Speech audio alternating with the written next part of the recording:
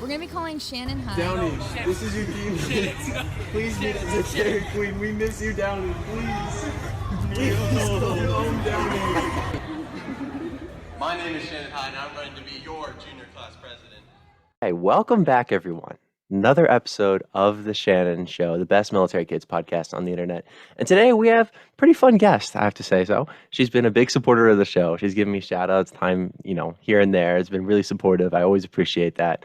She's not a military kid herself, but she has an interesting take on the military, and I can't wait to hear all about it in a good way. Seriously, it's going to be some fun conversation. It's a little bit different. You guys know I like to mix it up on the show a little bit. I mean, I had a basketball coach on here one time. Like, it doesn't matter that much. We're just here for good, engaging conversation. If it has military ties, then that's even better. So, Dana, welcome to the podcast. What's good? It's good to actually be on instead of watching. Yes. We got I do Kool-Aid appreciate Man in you the watching. back. Yeah, the Kool-Aid I mean, Man, of course. always. Of Classic. course, you've definitely given me a lot of fun laughs. I appreciate it. I was watching one of your Halloween episodes. And I was dying the entire time. You said something about gorillas or something like that. I was like, what is this man saying?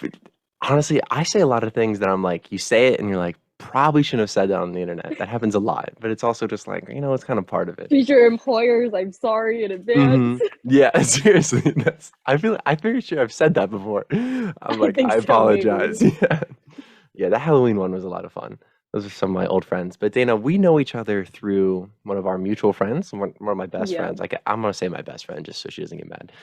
Corinne, who we need to have on the podcast. That's on me, guys. She definitely should have been on the podcast by now. That's my fault, but that's how we met. If you just share a brief backstory on how you met her, you just told me, but just so people know. Me and Corinne met in church, pretty much grew up together. There's no day that I can even say that I met her because went to the same church. She was born 4 days before me. I came along and there it happened. And then I think we were on FaceTime one time, or I was with her one time. She FaceTimed you and we just started talking. And she was like, I don't know how much I should say about this because me and Corinne have an interesting history. Corinne and I just remember, yeah, you and Corinne. I don't know about all that.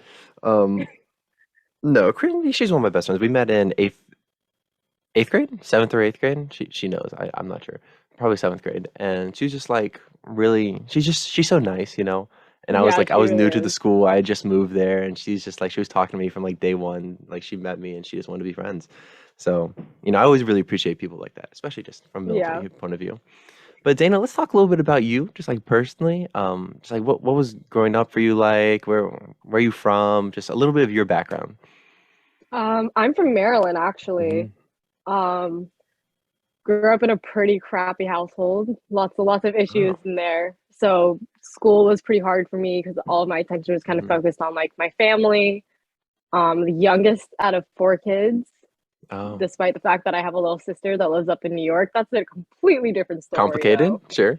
Very, very complicated family life. Lived there my whole life, going to community college and working full time right now. So I'm just kind of doing whatever I got to do to get to where I want to go. Yeah. So 4 siblings, brothers, sisters? 2 brothers and 1 sister. How was your relationship with them? That's never a good sign. You just laugh. We don't talk ever. Oh.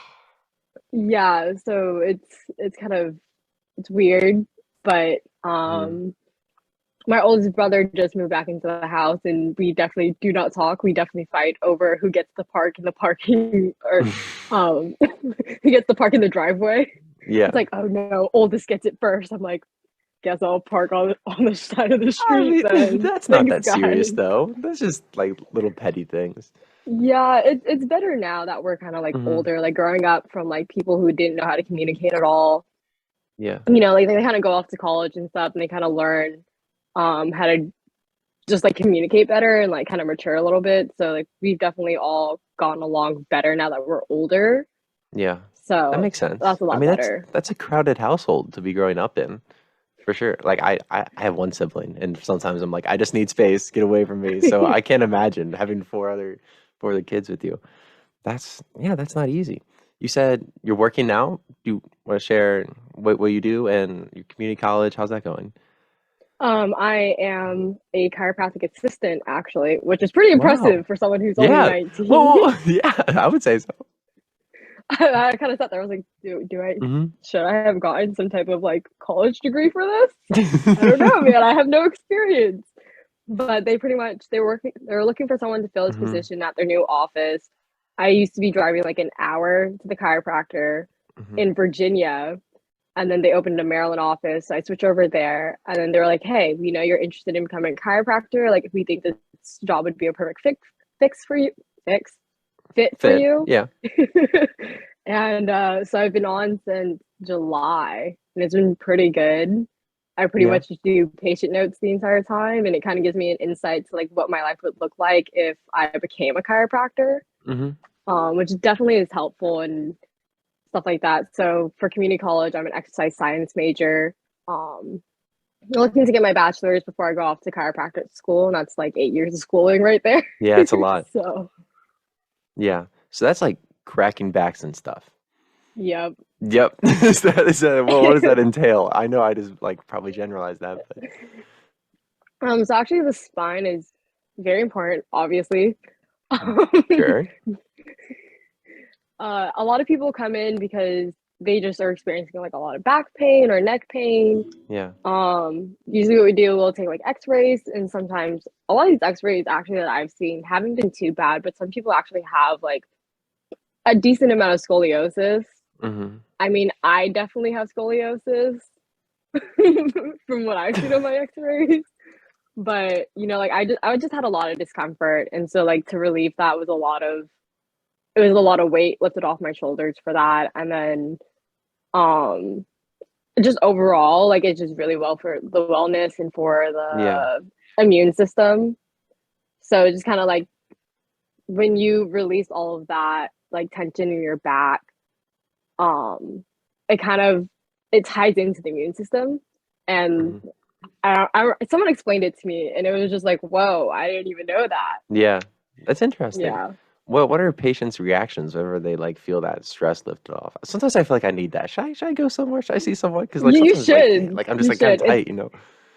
It's a great experience. So a lot of times people are actually really skeptical to go to the chiropractor because well, first off, you see all these videos on like TikTok or YouTube, and it looks dangerous. There's just and like a lot of the people who are like on YouTube or on TikTok, like I've seen like some lawsuits against them for certain things that they did that they aren't supposed to, which is kind of crazy. So they're a little skeptical, but my boss kind of just like really talks to them and assures them like, you know, this is safe. Like we're not doing any twisting motions, which is actually really bad for your neck, like self-cracking. I've seen that on YouTube. Yeah, that looks crazy. Yeah. And so like you'll hear actually for your first suggested, like some people are just scream. I mean, it looks painful. It really does. Does it hurt? Have you done it? It actually really doesn't hurt. It's just kind of like a shocking like feeling because you're just like, oh, something just like slightly moved. Like it's not something you're used to. But other than that first appointment, the rest of them go very smoothly, and it's like they feel like a huge relief, and you won't see any major changes in a short period of time. So after you go for a while, you'll start to feel a lot better. Don't people like become like an inch taller or two or something? Or they're just like more stretched out? Am I making that up? Yeah, sometimes. People kind of get addicted to it as well. We like to call them crack addicts. No, that's funny. I like that. They just like come in every day? There's some people who try to come in every single day. Oh my God. That's so strange. Because they probably just feel like they need that like relief of whatever it is, pressure or whatever, you know, is actually especially happening. if you're a lot of people work like desk jobs, and so it's like when you're like hunched over looking at the computer all the time, which is like kind of like what I do. Like my coworkers will like come up to me like, data straight out your back. I'm like, okay, back to work. So I can only imagine what it's like when you don't work at a chiropractic office and you're used to getting adjusted, and then you're just like, oh crap, this is where all my like pain is coming from, which is why like a lot of our patients switch to like standing desks because it's better. Yeah. stuff like that. So Interesting. Yeah, I've seen the standing desks. I like sitting. I don't know. I like sitting There's too, something man. I love to sit on like a yoga ball. I'm trying to Ugh. get my Is work that your to buy a preferred? yoga ball. Oh, they Yeah. absolutely should. You should tell them that that's better for you. Yeah, because at one of our other offices, they have a yoga ball. I'm like, I need this. I need Hmm. this. I So, had a class like that in middle school. Just like all the students just sat on yoga balls, and that's like pretty fine until it's like bumper car. I mean, they're middle schoolers though, and they start throwing them at each other and stuff yeah, like that. Now, I think at a chiropractic office, you guys have probably handle it a little bit better than the middle school right? classroom. I think Corinne was in that class with me actually. That was pretty fun. Dana, let's get right to it. Military connection for you. You've had, I don't want to put any words in your mouth, so if I say anything wrong, just let me know. But you've had some relationships with men in the military. Um, so you have a pretty interesting take on that. Not that you grew up in the military household, but in the fact that you've kind of moved into that Hmm. household in some senses, and that Yeah. are you married now? Or are you like in a relationship? Just tell me a little bit about that. So actually, let's start with how I even got Sure. into this military phase of my life. I had been talking to somebody for a while. We're kind of like on and off, and Mhm. he joined the military. And I had matched with somebody on Tinder or something like that, Mm. like by where he was stationed. I just got to Yeah. meeting more and more people, and they're like all in the military. Yeah. And so I kind of just became accustomed to like hanging out with people in the military. Then I realized I have a type, 100% have a type. Men in the military. That's strange though, because Yeah, like they're all different. So why is it the military connection? they actually have very similar personality types for a Mm, majority of them. Depending on interesting. what branch you go for, Hmm. the branch kind of matters because you have your Navy jokes about how they're gay. You have Marines who are like meatheads, Sure. Army who are just weird in a sense. Like there's just a lot of stereotypes that come with the military. And there's actually a lot of girls who like have this like phase where like they will only date military boys. So Interesting. there's a really bad like connotation with like dating boys in the military, that they're toxic, that Hmm. like they'll cheat on you. But also like a lot of people only get married in the military for money, which is why they get Mm, married so young, or they feel like they need to get married to save their relationship if it's like before they go off for boot camp. exactly, yeah. Or right Yeah. after, before they make that next move. Yeah, I was trying to Yeah. explain that to someone the other day, just like why they get married so early, because like their career is set and they're going to be leaving to, maybe the other side of the world. And it's like the relationship's either going to end there or it's going to like continue and you have to get married, which is Yeah. it's a very And long strange situation to be distance. put in. Yeah. Yeah, long distance is actually really hard to do. I mean, I only live like 3 hours away from like all of my Hmm. friends, but I am technically in a relationship, which is on the rocks right now. Um, On the rocks? I've never heard of on the that. rocks. Um, it's a rocky relationship right Okay. now. He actually really saved me from a really horrible time in my life last year when I Mhm. was dating his roommate. That sounds complicated, Dana. What wait, Yeah, so did you meet him I through his roommate? yeah, I did meet him through his roommate. And then are they still roommates? No, they're not. My ex is currently homeless. That he actually got kicked out of the Navy. Hmm. So should have been my first red flag. Yeah, that's tough. That's tough. Yeah. Interesting. So what about just like military relationships as a whole? I don't want to get into like maybe the specifics of your current one because that's not necessarily my business, but just how do those relationships currently like how do they function and how do you think of men in the military as boyfriends?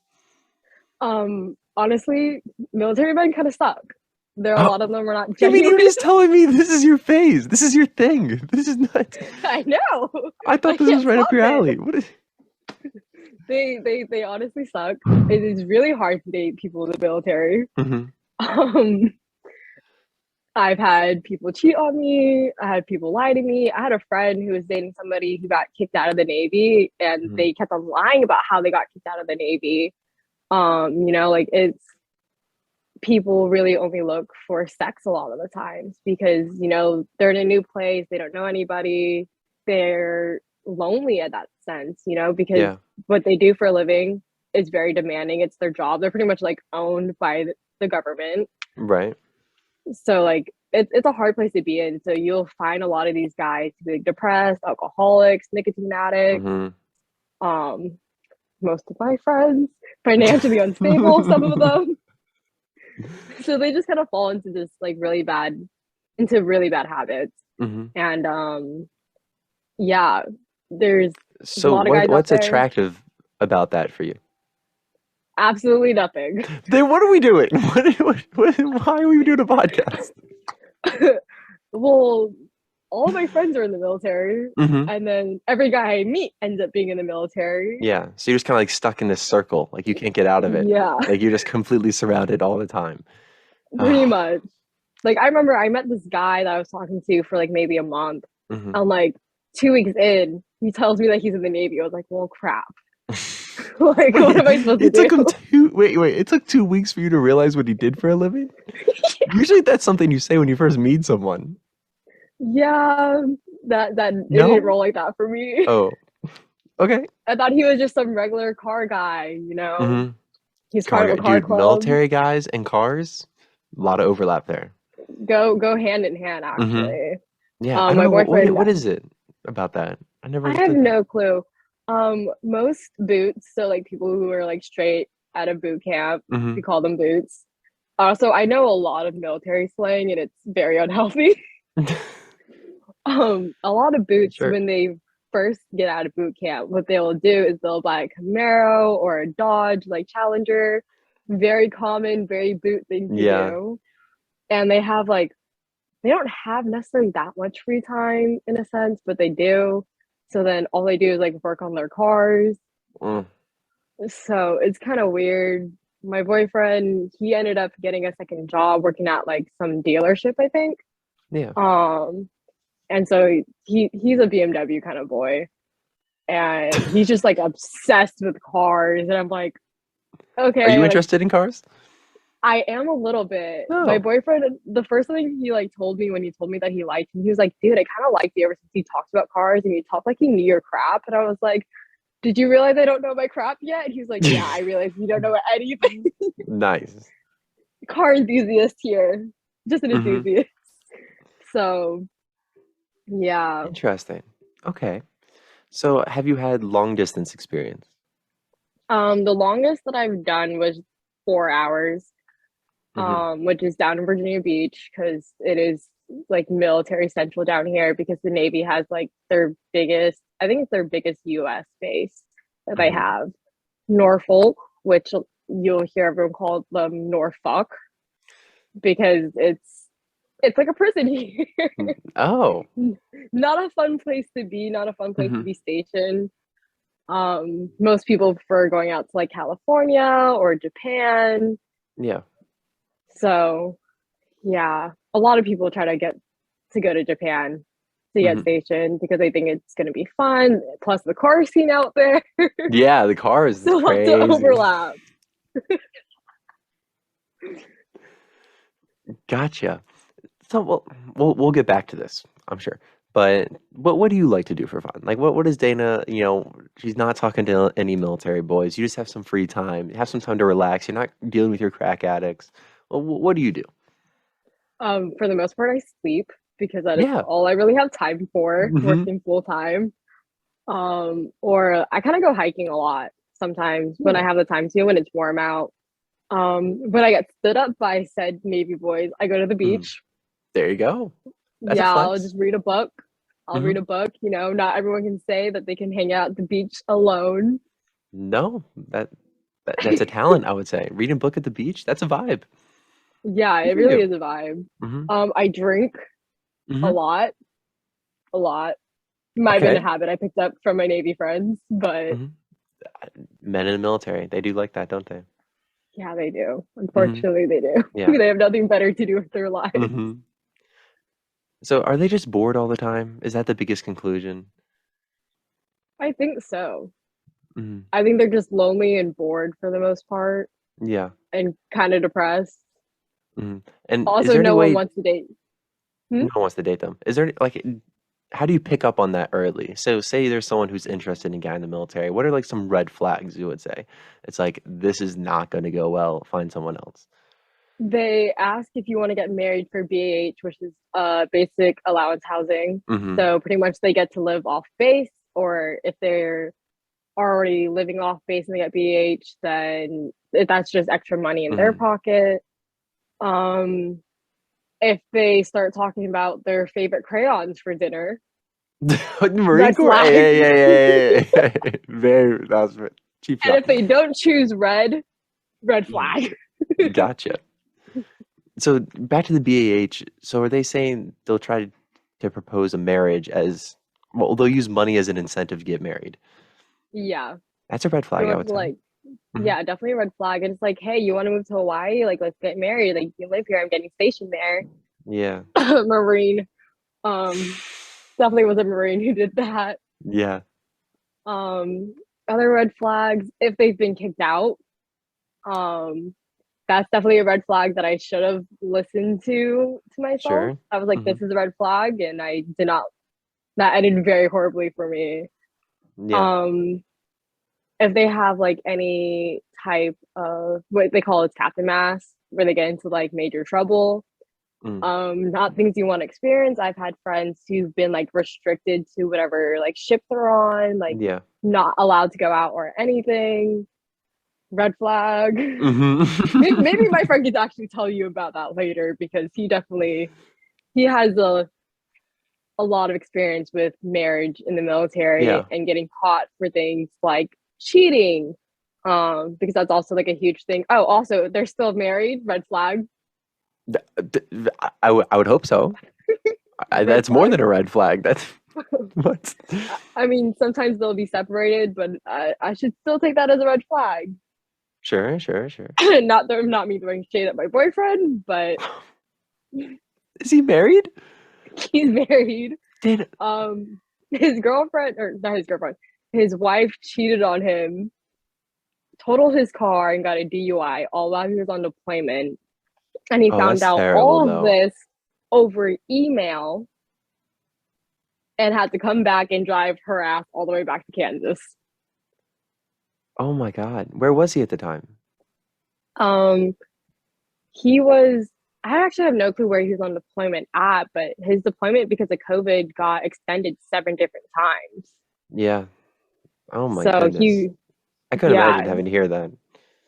Yeah, I would have cried. And he's like, dude, like, I don't think I could ever like be that committed to somebody anymore. And that's actually another thing you'll see a lot in military guys, is that they'll start to have these commitment issues because a lot of what you would call like dependas, in a sense.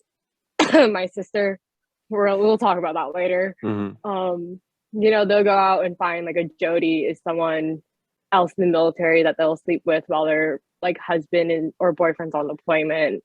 Is that common? So it is very common, to the fact that Jody is a word that every person knows. Interesting. Yeah. Is it not really like talked about, or do people judge them, or is it just kind of like accepted?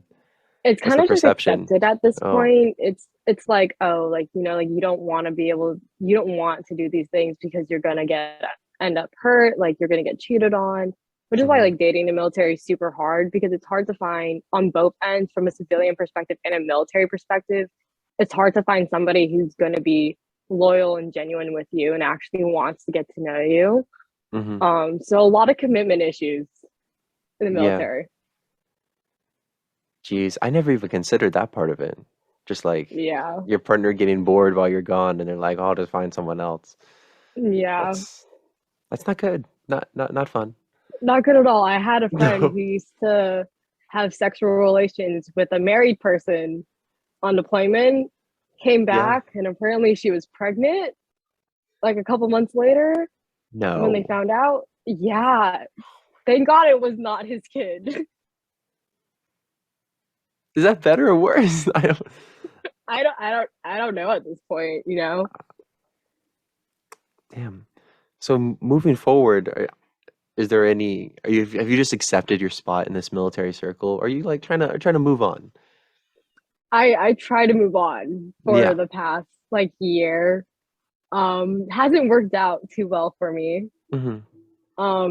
Also because I just know so much about the military that people think I'm a secret recruiter now. Maybe that could be a career you could look into. Nope. I'd rather not join the Nope. military. would not want to. You've seen enough, I think. I think you've done your time. Yeah, I might have wished everyone on Veterans Day, thank you for your service, but thank me for my cervix. Oh. Dana, what? Yeah, I did that. Where did you say that?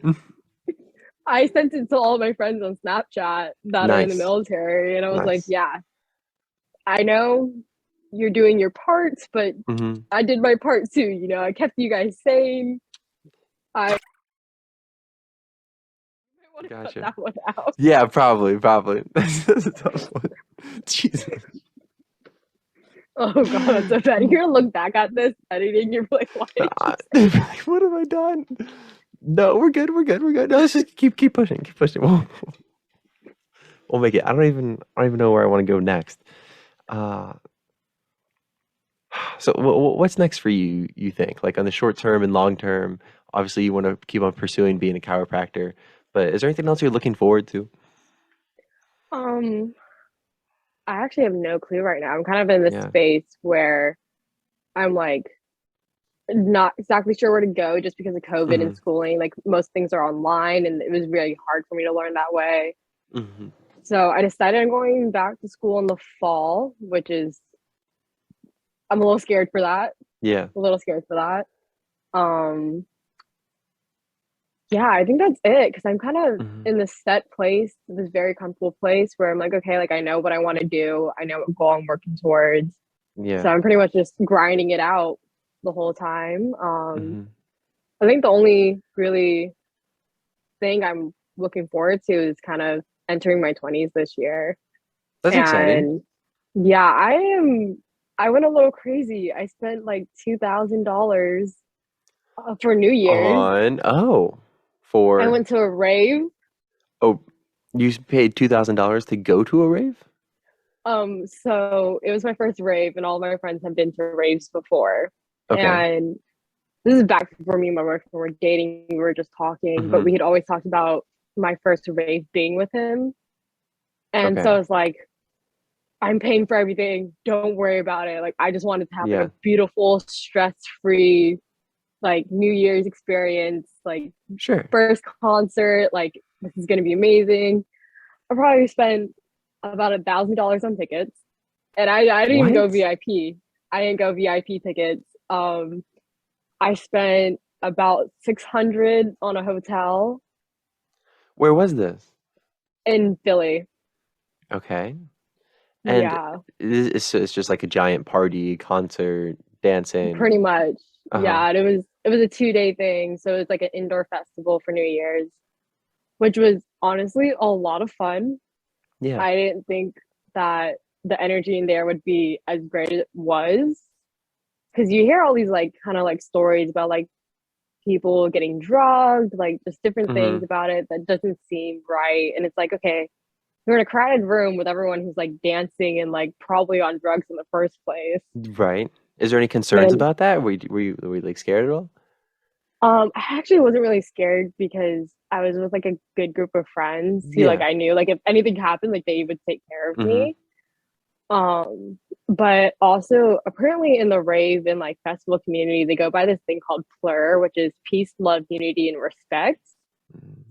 And like everyone kind of goes by that. So everyone's going to be having a good time, which means you're going to have a good time. Like if you lose what they call like your rave family, so like the people you go to the rave with, if you lose them, which is very easy to lose people, especially in such a huge venue with different stages, another group will be like, hey, like you can come hang out with us, you know, like they'll just be super nice. There you go. Yeah, or like if you look dehydrated, which is easily also very common. Yeah, like heat exhaustion is a huge thing with all of that. So like people will like offer you water. Ever since Astro World, security's been doing a lot better of a job of like giving water at the rail at the front of the stage, making sure that everyone's okay. Like they've been doing really well with that kind of stuff. So it was just a very like beautiful experience. Oh, why is it so expensive though? Why does it cost so much? Because it's like 2 days. Well, I spent a Yeah. lot of money just because it just wasn't me I was paying for. I was paying for like my entire friend group. Oh, Yeah. how nice of you. I mean, I was like, I don't care. You guys are coming. This is We're gonna happening. have a good time. This is mandatory fun, right? Yeah. Mm-hmm. Yeah. Mandatory fun. I Exactly. love that. So yeah, it's like you're also seeing like all these huge artists as well. The venue. Yeah. It's crazy, man. And it's super popular. It's actually become a lot more mainstream now to go to festivals and raves. Mm-hmm. And everyone's like, dude, we don't like EDM. But I'm like, why are you here? Like, just to say that you Right. went, I think the rave community got like this very bad name with it to be associated with like drugs, like, oh, like I'm on ecstasy Yeah. or Molly, like a lot of hard drugs. And like they have all these like lasers at the show and like smoke or fire, these really cool graphics that they show. Yeah. So everyone's just like, yeah, like I just want to go so I can have an excuse to do drugs. So yeah, it's been weird, but I'm looking forward to going to more this year. Yeah. I wanted to go back in 2020 when I turned 18, but COVID happened. Yeah. Kind of set back all of those plans, and I'm actually going to one next weekend. That's exciting, right? Yeah, I'm super Is it the excited. same group of friends? No, it is not. Despite it not even being 15 minutes from my boyfriend's house, I'm actually going. Actually, one of my friends is going. I kind of was like, dude, you should come because I don't want to go solo. Yeah. Which is also a thing people do. People go solo a lot to these things. Now that sounds intimidating. That's a lot. And it seems really intimidating, but everyone's so nice and so like welcoming that everyone's like, hey, like looking for a Rave family to adopt me. Like, let's hang out. Like, I have this one group chat that I'm in now where apparently I'm getting everyone to wear onesies for day one of this rave next Friday. As in, like, what kind of onesies are we talking? We're talking about any kind of onesie. I'm personally wearing an Olaf onesie. That's to a rave? Yeah, to a rave. Okay. It's gonna be interesting, but like everyone's just so nice and they're just like, yeah, like dude, let's do this. Like we're just gonna have fun. Like we're all just gonna hang out and get to know everybody. Like it's just a very welcoming community. So I'm very excited. I'm dragging one of my Navy friends who are coming back from deployment this week. I'm forcing him to come with me so he can experience it. Yeah. So that's going to be interesting. He's like, what if I get lost? I'm like, dude, I guess I will hold your hand. So he's worried about it? He's worried about it. I'm like, he needs data to help him out. Yeah. He's like 26, asking this 19-year-old girl to like kind of like be a parent to him. Guide me through it. Yeah. It's all right. But new experiences is kind of like my thing this year is just to do a lot of new things. I'm planning to go out of the country for the first time. Oh, where to? Either Mexico or the Dominican Republic. Wow. Okay. Yeah. Little vacation. Is there raves down there? I actually have no clue. There's been raves. I forget where it was. I want to say Punta Cana, but I feel like that is super wrong. Or like Cancun. It might have been Cancun. Probably Cancun. They had right? that they had like a huge rave at, which everyone was like, dude, this was amazing. I'm like, on my bucket list now. Okay. Yeah. But yeah, so this year is just going to be a lot of firsts for me. I went to my first concert. That wasn't my uncle's, which was like 10 years ago. So I was like a baby and like didn't even remember that. Kind of just traveling a lot because I didn't get to travel a lot growing up. Unless it was for like volleyball. So very excited for all of that. Well, that's exciting. I'm happy for you. Seriously. Thank you. I mean, that sounds like it's gonna be some fun stuff.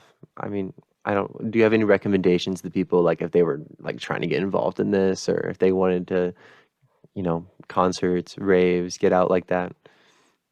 There's a lot of communities, apps, Facebook groups that are extremely welcoming and for you to get to know more about kind of what the community is like, because community is a really huge part of it. Like you'll hear like artists come out and be like, like take care of each other this weekend, like make some new friends, which I think is really cool. There's actually um what they're called couch lands going on right now, which is What is that? like it's a stream of this festival called Lost Lands. They're doing it because yesterday was when tickets dropped. Okay. So like it's literally a Twitch stream of all these artists playing for 3 days straight. That's 3 days straight of 3 just like days music straight. and stuff. Yeah, because that's kind of what festivals are, especially when they're like overnight ones where you camp. Oh, camping's a huge thing, by the way. Like people So you camp don't out leave the there. venue. Yeah, so you can camp there, and like there's music playing the whole time, which is really cool. So yeah, I'm not sure if I'd like that. You have to stay in a tent in the concert venue. yeah. Or you can like stay in a hotel and then come over. But a lot of people actually really love to camp, which is cool because you get to stay there the whole night. There's music playing throughout the night at different stages. You get to kind of explore the place, and like EDC, which is like a really, really huge one. They have this kind of like magical feeling to it. Okay. What everyone describes it as. Like they have a lot of decorations throughout the park. So that's really cool. It's just like a world of exploring, which is what I love about it. You know, you have a lot of different type of EDM that you can listen to. You got dubstep, house, rhythm, techno. So there's kind of like something for everyone, because a lot of people don't like D&B, which is drum and bass, kind of like dubstep, kind of like heavier things. Some people, you know, they shuffle, which is like a type of dancing. Some people do like light gloves, they'll put on like a little show, or like hula hooping, which is really cool. So there's like a lot of different things, and it's just fun to like meet new people and like trade what they call is like candies, so like bracelets that people make. They have like cute little messages on them. I got one that was like, my feet hurt, and it's just like, yeah, it was like I loved it. I was like, no, seriously, I've been standing all day, my feet do hurt. Like it's very, I can imagine. Yeah, it's just kind of like trading those candies is kind of like symbolizing that plur, the peace, love, unity, and respect. Like, you know, like you'll trade them with people, and it's just like you get to meet people, and people are just so nice, which is what shocked me. So it's definitely a lot of fun. Gotcha. That sounds like a whole, like I've known nothing about that world, so that's all like very interesting to me. Like I know nothing. I'm sure that's pretty cool to share. I guess I'll look into it. I'm not sure if that's really my scene, but it does seem interesting. It interests me. Just a lot of people having fun together, sleeping in a concert. Never considered it, but I mean, hey, if that's what you like, that sounds like fun. It is what it is. Yeah, it is. So, do you have any stories in relation to the military that you think, you know, just like just like something particular that stands out to you, like over these years, and since you got involved with men in the military and, you know, being near bases, is there anything like particularly crazy or memorable for you? I had an ex who didn't believe he could sponsor me onto base, so I What got was stuffed that? in a trunk. Okay, so sponsoring is like because civilians can't get onto the base without Right. a CAC, Okay, yeah. a common access card. And so my ex didn't believe he can sponsor me on or escort me on. So you can bring someone as long as they have their ID with them. Right. He didn't believe he could do that for me. So I got stuffed in a trunk. Well, did you tell him that you probably could? Yeah, he didn't believe me. Yeah.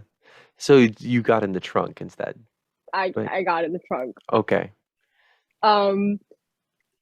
This is gonna make me sound like a barracks bunny, which is kind of a girl who is in the barracks and just kind of hops from room to room, doing not so Christian stuff.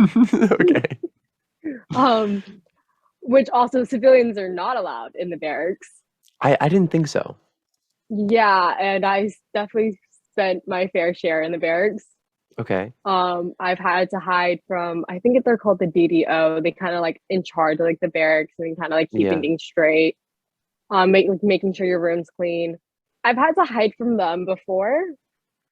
Super fun. How does that usually go? They knock on the door and I hid. I hid pretty well. They'll usually check like underneath the sinks, under the beds, kind of just like everywhere. Yeah. If your closet door is locked, they can't check it. Just yeah, it was crazy experience being in the barracks, and like I spent so many nights there, man. It was just playing like bear pong or something. Yeah. Wow. So you usually go with the closet? Yeah, closet's probably the best bet. Safe bet. Okay, gotcha. Yeah, Why? gotta make sure it's locked. Okay, or else they can just open it. Yeah. Did you ever get caught or get any trouble like that? Because I'm not sure what happens if a civilian is found in the barracks. Like I can't imagine too much happens to you, but I'm assuming someone that you're with gets in trouble. I have no clue because I haven't been caught and There I you haven't go. heard of That's anyone impressive. getting caught. I know, just an That expert on good. sneaking into military bases. Oh my goodness. You probably spend more time on base than I have. Hey, I'm not the military I'm guy just here. saying. I don't know about that. Still, I mean, I lived on base for like a year or two. Okay, then you've definitely spent more time on a base than I Okay, have. I don't know, but it might be close. I mean, yeah. Hmm. I mean, I had a friend who lived on base but not in the barracks. Yeah. So I used to go over there. This is back when I like hadn't watched Squid Games yet, so I'd go over there every night just to watch Squid Games. Was it I good? was like, okay, this is good. Yeah, it was actually pretty good. I was surprised. Yeah. It was really intense. I was like, what is happening? Mm-hmm. So Yeah, there's a lot of hype. I never watched it though. You should watch it. It was really good. Gotcha. It seems a little scary. Is that the right word? Yeah, there's definitely some things you're just like, did that just happen? Like that is kind of gruesome. That's cruel. Yeah. That's interesting though, because like then you see like a bunch of 10-year-olds dressed up as it. And you're like, that's what you're watching? You're like, ah, my mom would have never let me watch that growing up. Yeah. I wasn't even allowed. Okay, embarrassing fact about me: I wasn't even allowed to watch SpongeBob growing up. Oh, well, I've heard of that before, just because it's so stupid, you know? Like there's Yeah, no substance to SpongeBob. It's just nonsense all the time. yeah. So I like wasn't allowed to watch SpongeBob. Like I kind of grew up with like kind of a strict mother, so I was kind of like a sheltered kid. Didn't really go out much. But like now, like I'm an adult, I'm like I'm gonna do this, and that. I don't care. Yeah, do you think that's common? Like people with stricter parents, as soon as they get that freedom, they kind of just go crazy. Not that you're I think crazy, so. but just like taking advantage of that opportunity. 100%. 100%. And like the moment I got a little taste of freedom, I was like, I'm not going back. Gotcha. I'm not going back. Like, when I first got that freedom, I was coming down to Norfolk, Virginia almost every weekend. My mom didn't know where I was. 4-hour drive? I was like, yeah, I was like, Mom, I'm sleeping around so and so's house.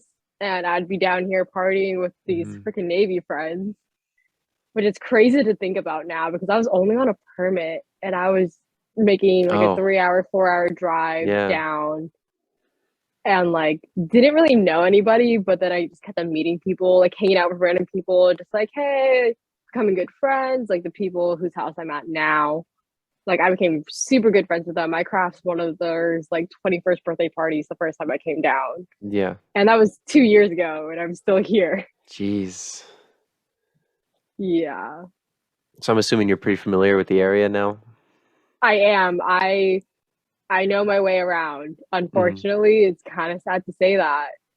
It's not sad. I mean, you spent a lot of time there. I think it'd be worse if you still like didn't know what was going on, right? Yeah, that's true. Like I kind of just the entire drive down, I don't need a GPS, all of that's like memorized. Oh, wow. Yeah, there you like go. all the different highways are memorized, which exits to take are memorized. Like if I need to go here, I'm like, okay, like to right then a left, and then it's straight the entire way. Like it's kind of crazy to realize I spent so much time down here that I know my way around so well. I mean, that's expected though. It is crazy probably just to think about how much time you spend, but I mean, you said you're working, you said you're going back to school. It sounds like you're doing well though. Like it doesn't sound like you're doing anything wrong here. Would you say? Yeah. Doing pretty well, which I'm kind of proud of myself for because like definitely like a year ago, like I didn't know at all what I wanted to do. And like now I kind of like set on a path where I'm like, okay, this is something like I'm proud of, and this is something like I feel like I'd be really good at, and I'm doing really well at. Like I got a raise at work which was really cool. And I was like, I haven't even been working here for 4 months yet and I already got a raise. Like, oh, cool. Yeah. Like, I must be doing really well at what I do. Mm-hmm. So what advice would you give to someone who, might not know what they want to do? They're out of high school. They don't know exactly what their path is. How do you get to the point where you decide what you want to do? What I would say is take your time. There's no rush to grow up, which is something that was really hard for me to learn because I just felt like I needed to grow up. I felt like, okay, I need to go to college right now. Like I can't take a gap year. Like I need to succeed in everything. I have a set timeline, which like you go to school, you get hired at a job, you get married, you have kids. Like that's what's so engraved in our society now. And like I think a lot of people forget to take the time to get to know themselves. So like take the time to hang out with yourself, take yourself on dates, get to know you. Yeah. And eventually like it'll come to you like what you really do want to do. Something that you're passionate about and something that you're gonna love doing for the rest of your life. Because working a job that you do not like drains the life out of you. Yeah. And I would not wish that on anybody. So I totally agree. It's definitely more important to do what you want to do, as long as you're doing well, like physically and emotionally. Like there's obviously a line between doing well and just having fun, but like find what you want to do, like you said, and it's so much more important than just taking that normal path. So it's everyone's different. I think that's pretty obvious. Everyone knows that everyone's different, but then they expect everyone to take the exact same path. Like it's It's a kind of little weird strange. being in like your 20s because you have some friends who are like buying houses and cars, or some kids who are already married. Yeah. Some are having babies, and it's like, okay, some are like don't even have their license yet, which is crazy to think about. Like everyone's at a You're right. different stage in their life, and it's you have to remember that like you're at a different stage in your life too, and not everything has to go a certain way, and life is going to take you for some crazy turns. Yeah. Which like I think that was like the biggest thing I learned last year was that just like you don't have to grow up so fast. You're exactly where you need to be right now. I think that was so important for me to hear because I was rushing everything. I was like, okay, like I think maybe that's also why I'm like so into military guys, because marriage is such like a huge thing. I'm like, okay, time to get married. I'll be a housewife, like I didn't care. Like I never really asked myself what I wanted. I kind of just asked myself what other people wanted. So putting yourself first was a huge thing I had to learn. And there is something enticing about marriage in that it seems like it's going to be stability, right? Like you're going to be able to just like settle down and a lot of your worries will go away and your priority is now your family. But that's not always what you want to jump into right away. Sometimes you do have to learn about yourself, and marriage doesn't fix everything. Like you're still gonna have like if you don't know enough about yourself, then marriage isn't gonna fix that. You're still gonna have your stresses, and you still have to, do something with your life. It can't just be, oh, well, I'm married. I'm moving to Hawaii. Whatever. Nothing else matters. I mean, I kind of had to look at myself and be like, okay, well, if I don't love myself first, like how can I expect everyone else to love me? Or like if I don't value myself, I think self-value and self-worth is such a huge thing that people need to learn. Like a marriage will not fix any of that. That's never gonna fill that little hole in your heart. Which kind of I've seen people get married. I've seen my sister get married at the age of 20 to someone in the Air Force. Oh, so it's like a very, family very thing. shocking. Apparently so. It was very shocking. She moved out of the house one day with like no warning. And then 3 months later, she announced that she was married on Facebook. On Facebook? You learned through Facebook? Yeah, we learned through Facebook. Are you serious? On Halloween. Yeah. That's terrible. Yeah, eloping is a pretty huge thing in the military. So yeah, it is. And like I said before, I can see why that is. It's just like the person in the military has their career set. That doesn't always mean the other person does as well. So yeah, and it's a lot to think about, like having to like move your life, having to change all of your documents, like in order to get like TRICARE and stuff like that. Like you have to like change a lot of documents. I have a friend going through that right now because her and her boyfriend just got engaged. I think it's actually, they have a really cute story. They met when she was in high school. She was 15. kind of like her first love, like lost her virginity to him, and they broke up and they had like this period of separation. She didn't date anyone for like 3 years at first. Like it took her 3 years to kind of like move on and date. And then she dated this other guy in the Navy that didn't last more than like a month. And now like this guy kind of realized like, yeah, like you're the one. Proposed to her, and now he's off at basic, which is interesting, but I think it's really cute because he calls her all the time when he can, crying on the phone, like saying like, I love you, like I miss you, like I can't believe I didn't realize you were the one sooner, sending her letters. And it's like the most adorable. I'm like, this is the fairy tale that I want to live in. Right. Do you think there's common knowledge? Because I know that everyone like wants to jump into marriage and they're so in love and stuff, but do you think they have a good understanding of what the military lifestyle entails? Like the following years, all the moving, like usually it's like a good 20 years of having to put your own desires on the back burner so you can move around and follow the career of your husband or wife. So do you think there's a good understanding of that, or do you think people are just kind of like blinded by the love and, oh, I just want to move to Hawaii, I just want to do this and get settled? What do you think the perception of that is?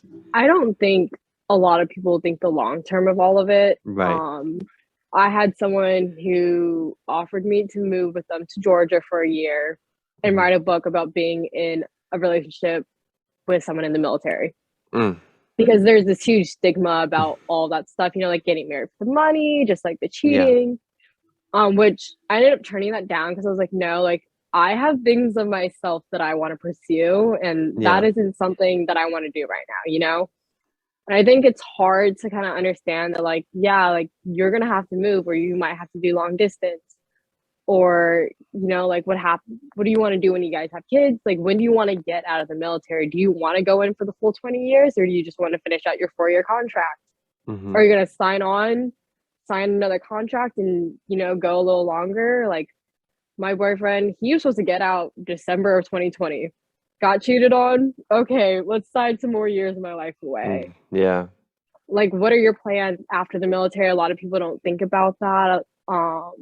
I do know some people really do think like, hey, like the military is just me to like up my money, you know, do what I got to do. When I get out, like I'm going to pursue what I want to do, because they had restrictions before that they couldn't. Gotcha.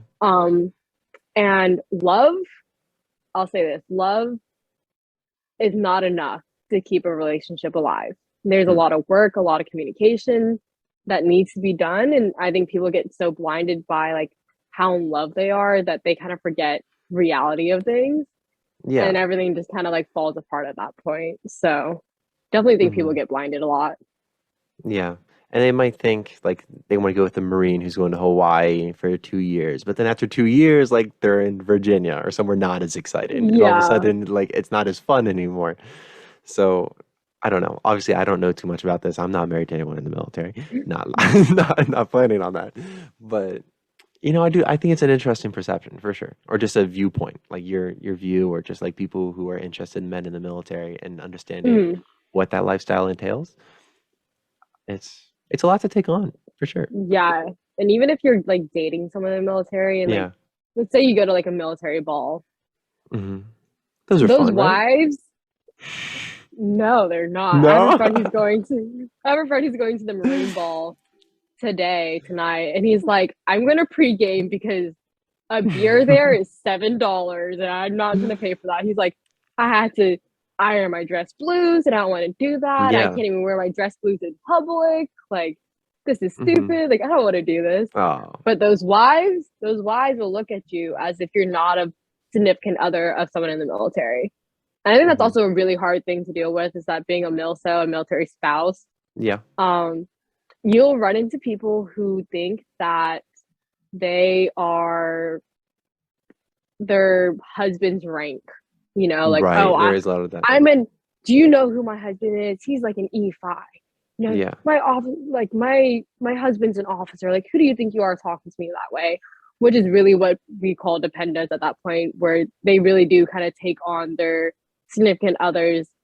Right. They adopt his career. Exactly. Yeah. And it's weird to think about that, because at the end of the day, the military is just their job, but it's not their personality. And I think a lot of people forget about that. It's like, oh, they're in the military. That's it. That's their whole personality. That's their whole job. That's all there is to them. And it's like, people have interests outside of it. Like one of my friends like really loves soccer. Like he's played soccer, still does sometimes, he watches soccer. Like there's a lot more that goes into a person than just, oh, he's in the military. Right. That's absolutely right. The military is also a little bit different because like it's so ingrained in the families they ultimately make, right? Because like you're living on base, these kids are growing up on base, they're growing up seeing their dad in uniform, and military families they're very unique in that sense because like no other jobs like are you living at the place where your parents work, you know? Yeah. And there's a reason why military families is even a term. Like I don't people never talk about like dog trainer families, you know what I mean? Like nothing against dog trainers or like real estate families. So they go through very unique challenges, and as I already said, it's a different lifestyle, and it's a lot to take on, especially from someone like maybe you who's coming from the outside of it, and you've gotten like this really weird view of the military so far, where you're just kind of like meeting different people, and sometimes it's fun, sometimes it's not. There's like some stereotypes about all the branches, but there's some serious challenges ahead if like that's something you want to continue. And I have a ton obviously there's so much respect that I have for service members. Let's say that we're talking about like a lot of these people like they're, not in the best light, but obviously, thank you, veterans and troops and all that stuff. Which honestly, there's nothing funny about that. Like seriously, yes, I do mean that. Yeah, we appreciate the work that's being done to keep our country thank safe. you. That needs to be said. Yes, you never know what they really are doing out when they're on the deployments. Like, it's definitely something that's really hard for someone who has to kind of break away from any type of civilian lifestyle that they have when they do have to go on deployments, and they're like, okay, can't touch a female. Like I have 12 hours on, 12 hours off. Am I working days or nights? Am I going to get any sleep? Like you have 12 hours off, and it's like, okay, well, I need to eat, work out because there's nothing else to do, and then sleep. Or we might be training or something like that. So it is very demanding and very hard. And people don't recognize that. I don't think people have enough respect for people in the military because I think a lot of people see it as the military is so easy because they get told what to do and all they have to do is do it correctly or else they get yelled at. So it's definitely interesting, but I think it's also really hard to have to like settle down in a place and just move all the time. Like, I don't know how that was for you. Like, I know like as Corinne being one of your best friends, like that was kind of hard for her to be like, oh, he's moving to Japan now. Like, that's crazy. I mean, at least you guys had the opportunity to meet up in, I suppose, at Hong Kong. Hong Kong, where you guys used to meet up? That was crazy. That was a lot of fun. Yeah, that's actually just crazy to think about. I'm like, it was just really lucky. Around. Yeah, the whole moving around and just like having to make friends and leaving them, I think that's really hard in the military. And obviously their families too, like military brats. So I mean, I have so much respect for people. Obviously, people like Corinne make it so much easier. Like the way we could only talk because of the time zones. I either talk to Corinne like first thing in the morning, or I'd have to stay up late to talk to Corinne. And like sometimes she would do that for me, and I do that for her. And just having someone back home that you can keep in contact with. So like whenever I move to Japan and things aren't going great, like I can always just like talk to her a little bit. Someone who's from on the outside of the situation is just like supporting me from afar. Like those kind of people are always like really helpful, and it means a lot because some people are not willing to continue that friendship long distance. A lot of people talk about long distance relationships. A lot of time like a friend leaves and you're like, that's it. Like, I don't know. You don't want to put in that effort to maintain that friendship because it's not worth it all the time. And sometimes it isn't worth it, but I don't know. Corinne and I's friendship was definitely worth it. And I'm glad that we were able to keep that along with some other friends I had in the States, but mostly her. Yeah, that's kind of how I am with all like my military friends, is that like I'm kind of like their support for whatever they're going through. And it's easier to know that like I have knowledge of things that they're doing and how hard it is for them. So it makes it really easy for them to talk to me about work. I'm like, oh, you have to do cleaning stations. I'm sorry you had to clean a doorknob like 8 different times in like an hour. Like, like I kind of see and I do put in that effort for the relationships that are worth it. And I'm like, you know what? I'm driving down this weekend. Let's hang out. Like, I'm putting my time and money to come see you. Like, let's do it. So here I am. Yeah. I mean, that's great on you. Seriously. That's good. They were willing to commit to those friendships. I know it's not exactly the same as military brats and Corinne and I, but there's some overlap there, I would say. Definitely with the there military definitely and everything. is. Yeah. And just based on like the way you talk and like some of the like the vocabulary you brought up, like what did you say, lingo or whatever? Like you know your stuff. Like you've definitely been around the military a fair share. Oh, I have a person who thinks I'm in the Coast Guard. Mm-hmm. Like, okay, first off, Coast Guard don't consider them the military because they're not part of the Department of Defense. They're part of Homeland Security. Which is another argument you'll see a lot. Yeah. Not part of the military. They are not Department of Defense. They're Homeland Security. Not judging them for like any of their like what do you call it? Like any of their like basic training stuff, like all of that, like that is still pretty hard for them, but they're definitely a different side of the government. Okay. So have you ever been with anyone in the Coast Guard? No, I have not. Oh. Maybe this is what you're looking for. Maybe it's perfect for you. You don't think so? No. I don't. Nope. Was it like they're like professional lifeguards, right? Yeah, essentially. I mean, Navy kind of has people like that too. You know, you have your rescue swimmers. Yeah, and then you have the Army of the Sea, the Marines. Oh, did you see? There's a time where the Marines website actually got hacked. Did you see that? I didn't hear about that. No. I'll send you the screenshots of them later. It was like, your local Marines eat ass.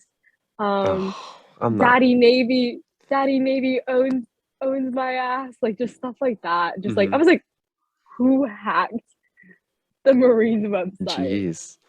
I was on their website the other day. It looks pretty good right now. Well, Dana, I think we can wrap this up. It's been a little over an hour. Definitely got some good content here. I really appreciate you coming on. This has been pretty interesting. Of course. Yeah. I had fun. Yeah. You got to finally hear my take on the military after sharing my instances with military boys before last time we talked. Yes, I heard some of the instances. Corinne has mentioned things once or twice, and I was talking to Corinne. I'm like, I should just have her on the show because like I'm just curious because like I've never had anyone just like engaged in the military in that way, just like in relationships and going from the civilian world into the military world so abruptly. You know, it's very different. So yeah, it's really cool. I'm sure it wasn't always super fun, but I'm glad that you found your circle and that you're doing well. And yeah, I look forward to seeing what you do next, and maybe you can come on the show again. Who knows?